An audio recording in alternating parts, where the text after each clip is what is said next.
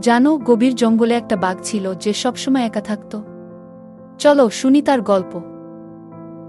রাজু নামের এক বিশাল বাঘ জঙ্গলে একা বাস করত। সে ছিল শক্তিশালী কিন্তু খুব একা। তার জীবনে শিকার ছিল কিন্তু বন্ধু ছিল না। রাজু একা শিকার করত, একা হাঁটত, আর রাতে একা গর্জন করত। তার মনে সবসময় একটা শূন্যতা অনুভব হতো। একদিন জঙ্গলে এল এক নতুন বাঘিনী, তার নাম কিরণ। সে ছিল সাহসী আর কৌতূহলী। রাজু প্রথমে তাকে পাত্তা দিত না, কিন্তু কিরণ ভয় না পেয়ে রাজুকে অনুসরণ করত। একদিন রাজু আহত হলে কিরণ তাকে খুঁজে বের করে সেবা করল। সেই রাতে রাজু বুঝল, একা থাকলে সম্মান পাওয়া যায়, কিন্তু ভালোবাসা জীবনে পূর্ণতা আনে। তারপর থেকে তারা একসাথে থাকত। তারা একসাথে শিকার করত, খেলা করত, আর বিশ্রাম নিত।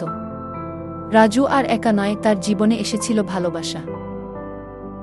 এখন রাজু একা নয়, তার পাশে আছে কিরণ। একাকিত্বের বদলে ভালোবাসায় ভরে উঠেছে তার জীবন। তোমরাও বন্ধুদের সাথে থেকো, ভালোবাসতে শেখো।